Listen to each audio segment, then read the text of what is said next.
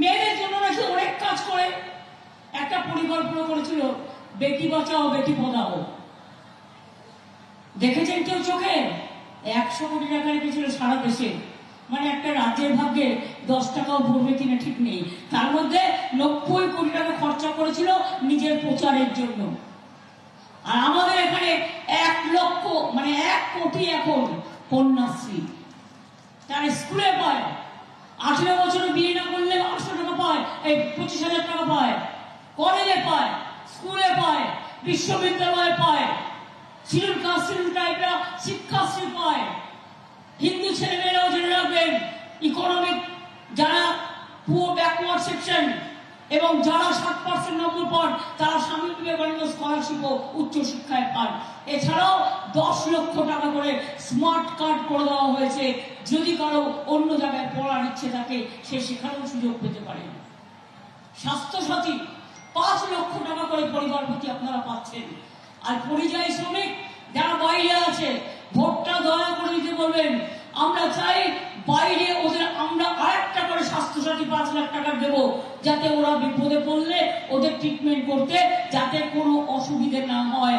কারণ আমি জানি আপনাদের মিদনাপুরের লোকেরা খুব ভালো সোনার কাজ করে, খুব ভালো হাতের কাজ করে, খুব ভালো তাঁতের কাজ করে, খুব ভালো শিল্পীর কাজ করে। এই তো কদিন আগে একটা বাস ঘুরতে গিয়েছিল উড়িষ্যায়, পড়ে গেল, 4 জন মারা গেল। আমি ইলেকশন নিয়ে ব্যস্ত ছিলাম, তাও সঙ্গে সঙ্গে সুজিত বোসকে পাঠিয়ে দিলাম আমাদের মিনিস্টার।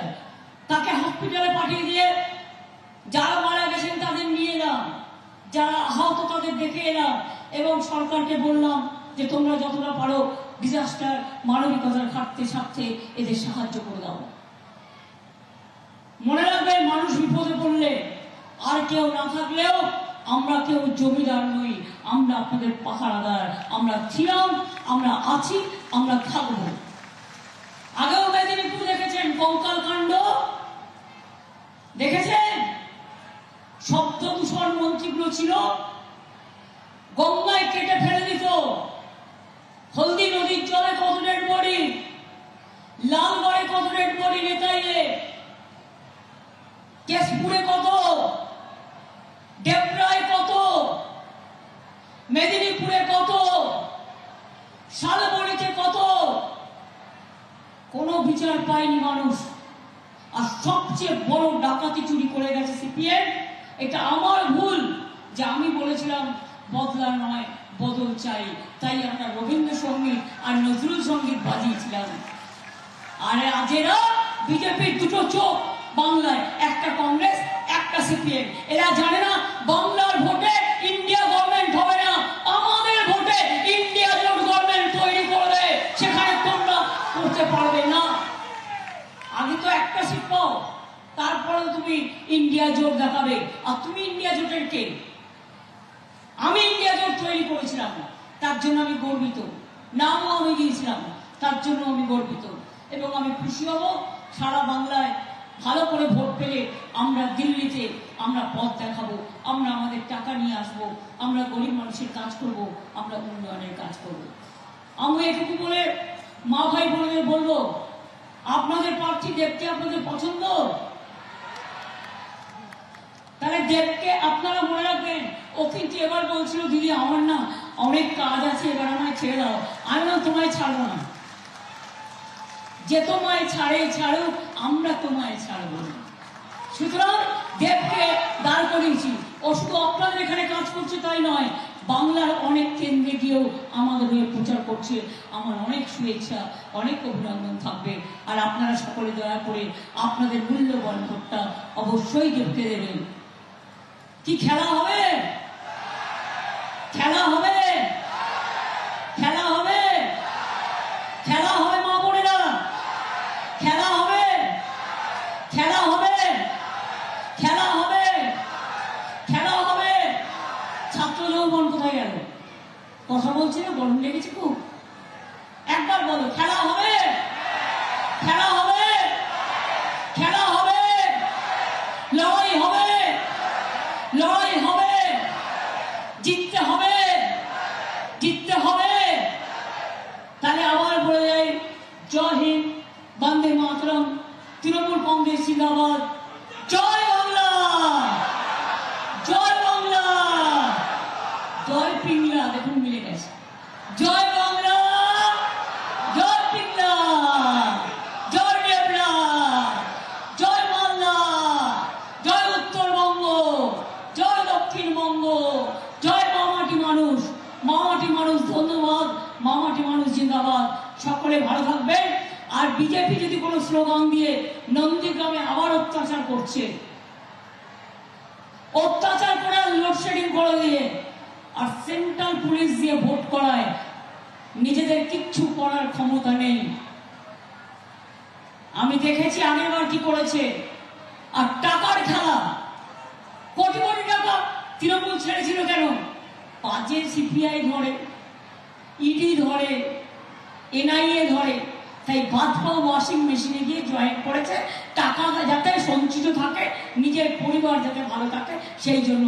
আর আমরা লড়াই করে যাচ্ছি তার জন্য। যদি জেলে যেতে হয় তাও যাবো, কিন্তু মানুষের লড়াই ছাড়বো না, মানুষের অধিকার ছাড়বো না। যারা 26,000 ছেলে মেয়ের চাকরি পেয়ে নেয় তাদের ছেড়ে দেবো? তাদের সমর্থনে সব মানুষ এখন, সব মানুষ এখন, কারো চাকরি এভাবে খাওয়া যায় না। যদি কোনো ভুল থাকে বলবেন, রেকটিফাই করে নেবে। সে তো শ্রমটা দিয়েছে, শ্রমের যে টাকাটা আপনি নেবেন কি করে? সে শ্রমদান করেছে, এটা তার রাইট টু ওয়ার্ক। এবং মনে রাখবেন, শুধু শ্রমদানই নয়, 26,000 টিচার যদি চলে যায়, স্কুলগুলোতে পড়াবে কারা? বাচ্চারা পড়বে কোথায়? আপনারা চান আরএসএস কে স্কুলের দায়িত্ব দিতে? আমি শুনেছি আর্মি স্কুলের দায়িত্ব দিয়েছেন আরএসএস কে। লজ্জা করে না? আপনার যা ইচ্ছে ধর্ম করুন, আমরা সব ধর্ম করব, সব ধর্মকে ভালোবাসবো, সবার জীবনের নিরাপত্তা দেব। রামকৃষ্ণ পরমহংসদেবের ধর্মকে আমরা রেসপেক্ট জানাই, আমরা স্বামী বিবেকানন্দের ধর্মকে রেসপেক্ট জানাই, আমরা রবীন্দ্রনাথের ভাষাকে রেসপেক্ট জানাই, আমরা গান্ধীজি, নেতাজি, মৌলানা আবুল কালাম আজাদ, বাবা সাহেব আম্বেদকর থেকে শুরু করে মাতঙ্গিনী হাজরা থেকে শুরু করে ক্ষুদিরাম থেকে শুরু করে আমরা তাদের সম্মান জানাই, যারা দেশের জন্য লড়াই করেছে। আর দেশে যখন লড়াই ছিল তখন বিজেপির জন্মই হয়নি, স্বাধীনতা আন্দোলনের জন্মই হয়নি, তারা আজকে দেশটাকে বিক্রি করে দিচ্ছে। আগামী দিন জানবেন, যদি বিজেপি জেতে, আপনার গণতান্ত্রিক অধিকার থাকবে না, আর নির্বাচন হবে না। আপনার সম্পত্তির অধিকার কেড়ে নেবে, আপনার বাঁচার অধিকার কেড়ে নেবে, আপনার খাদ্যের অধিকার কেড়ে নেবে, আপনার পোশাকের অধিকার কেড়ে নেবে। ওদের একটাই কাজ, মানুষে মানুষের যুদ্ধ লাগিয়ে দাও আর ভেদাভেদ করে দাও। আমরা বলি আমরা ভেদাভেদ করতে জানি না। বাংলার মাটি, বাংলার জল, বাংলার ভাই, বাংলার ফল, পূর্ণ হোক হে ভগবান। আমরা বলি ঈশ্বর বলনাথে নাম সবকো সুমতি দে ভগবান। আমরা বিশ্বা মুন্ডাকে পুজো করি, আমরা রঘুনাথ মুর্মুকে করি, আমরা পঞ্চানন বর্মকে করি, আমরা হরিচাঁদ ঠাকুরকে করি, আমরা মা দুর্গাকে করি, আমরা মা কালীকে করি, আমরা আল্লাহ তাআলার দোয়া মানি, আমরা বয়গুলিটিকে খালসা বলি, আমরা মে গড ব্লেস ইউ বলি, আমরা সবাইকে নিয়ে চলি। একবারও ভেবে দেখেছেন এরা আমাদের দেশের কত সম্পদ? এই আদিবাসী ভাই বোনেরা বসে আছে, ওরা মাথা তুলে দাঁড়া। আজকে ওদের মধ্যেও আমরা ট্রেনিং দিচ্ছি। সংখ্যালঘুরাও আজকে WBCS হচ্ছে, WBPS হচ্ছে, IAS হচ্ছে, IPS হচ্ছে, আদিবাসীরাও হচ্ছে, শিডিউল কাস্টরাও হচ্ছে। আমরা তো চাই মন্দির। আমি বলি আমাদের ধর্মের নাম কি? বেদ বেদান্ত কোরআন পুরাণ, বেদ বেদান্ত কোরআন পুরাণ, বাইবেল ত্রিপিটক, গ্রন্থ সাহেব, জিন্দা বস্তা পড়ে যাওয়া যত সব, সবাইকে নিয়ে চলতে হবে। একসাথে থাকবো, একসাথে খাবো, একসাথে পড়বো, একসাথে শান্তিতে চলবো। আর বাংলায় NRC করতে দেব না, কে করতে দেব না, ইউনিফর্ম সিভিল কার্ড করতে দেব না, মায়ের অধিকার কাটতে দেব না, বাচ্চার অধিকার কাটতে দেব না, যুবর অধিকার কাটতে দেব না, চাকরির অধিকার কাটতে দেব না। মনে রাখবেন 10 লক্ষ চাকরি আমি রেডি করে রেখেছি, শুধু বিজেপির জন্য আমি করতে পারছি না। বিজেপি, সিপিএম আর কংগ্রেস কিছু হলেই চলে যাচ্ছে, আর কয়েকজন বসে আছে ট্রেন থেকে যা লিখে দিচ্ছে তাই সেটাকে অর্ডার করে দিচ্ছে। ভুলে গেছে